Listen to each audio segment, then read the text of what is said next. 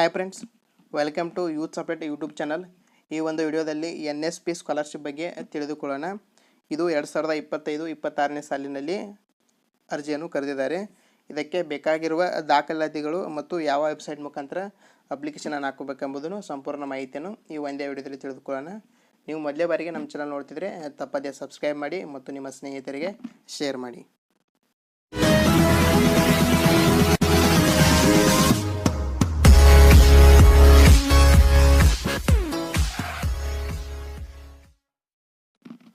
ನೋಡಿ ವಿದ್ಯಾರ್ಥಿಗಳೇ, ಮೊದಲನೇದಾಗಿ NSP ನ್ಯಾಷನಲ್ ಸ್ಟೇಟ್ ಸ್ಕಾಲರ್ಶಿಪ್ ಆಗಿರ್ತೈತೆ. ಇದನ್ನು MHRD ಕೂಡ ಅಂತ ಕರಿಬೋದು, MHRD ಅಂತ ಕೂಡ ಕರಿಬೋದು. ಇದು PUC ಮುಗಿದವರಿಗೆ ಅಪ್ಲಿಕೇಶನನ್ನು ಹಾಕ್ಬೋದು. ನೀವು PUC ಮುಗಿದವರಿಗೆ ಪ್ರತಿ ವರ್ಷ 10,000ದಂತೆ 3 ವರ್ಷ 10,000ದಂತೆ 3 ವರ್ಷ 30,000 ರೂಪಾಯಿ ಅಮೌಂಟ್ ಕೊಡ್ತಾರೆ. ಇದು 100% ಗ್ಯಾರಂಟೀಡ್ ಆಗಿರ್ತೈತೆ. ಯಾಕಂದರೆ ಈ ಸ್ಕಾಲರ್ಶಿಪ್ಪನ್ನು ನಾನು ಪಡೆದುಕೊಂಡಿದ್ದೇನೆ.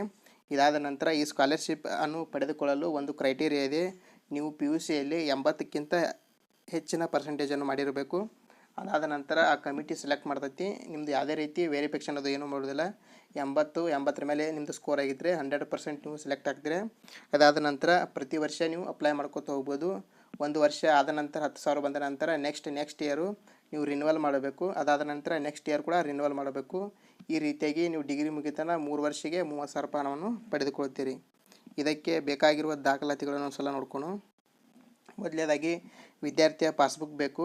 ಅದೇ ರೀತಿ second PUC marks card, 10th marks card, ನೀವು ಡಿಗ್ರಿ ಅಡ್ಮಿಷನ್ ಮಾಡಿದರೆ ಅದರದ್ದು ಫೀ ರೆಸಿಟ್ ಬೇಕು.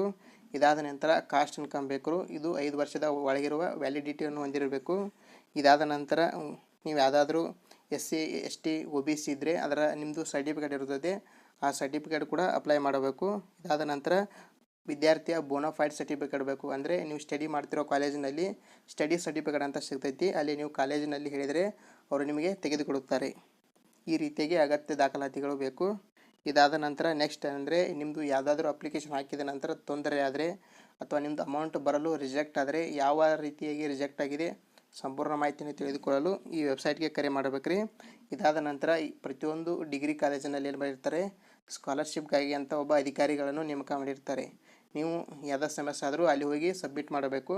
ಇದಾದ ನಂತರ ನೀವು ಆನ್ಲೈನ್ನಲ್ಲಿ ಅಪ್ಲೈ ಮಾಡಿದ ನಂತರ ಒಂದು ಸೆಟ್ ಜೆರಾಕ್ಸನ್ನು ನಿಮ್ಮ ಅಧಿಕಾರಿಗಳಿಗೆ ನೀಡಬೇಕು. ಕಾಲೇಜಿನಲ್ಲಿ ಕಂಪಲ್ಸರಿ ಇದೇ ಇರುತ್ತಾರೆ. ಇದಾದ ನಂತರ ಅರ್ಜಿ ಸಲ್ಲಿಸಲು ಕೊನೆಯ ದಿನಾಂಕ ನೋಡೋದಾದರೆ, ಮೊದಲನೇದಾಗಿ ಫ್ರೀ ಮೆಟ್ರಿಕ್ ವಿದ್ಯಾರ್ಥಿಗಳಿಗೆ 31 ಆಗಸ್ಟ್ 2025ರಂದು ಕೊನೆಗೊಳ್ಳುತ್ತದೆ. ಇದು 2024 ಆಗಿದೆ, 25. ಇದಾದ ನಂತರ ಡಿಗ್ರಿ ಕೂಡ ಆಗಸ್ಟ್ನಲ್ಲೇ ಕ್ಲೋಸ್ ಆಗ್ತೈತಿ. ಆಲ್ರೆಡಿ ನೀವು ಈ ವೆಬ್ಸೈಟ್ ಚಾಲೂ ಆಗಿದೆ, ಖಂಡಿತವಾಗಲೂ ಅಪ್ಲೈ ಮಾಡಿರಿ.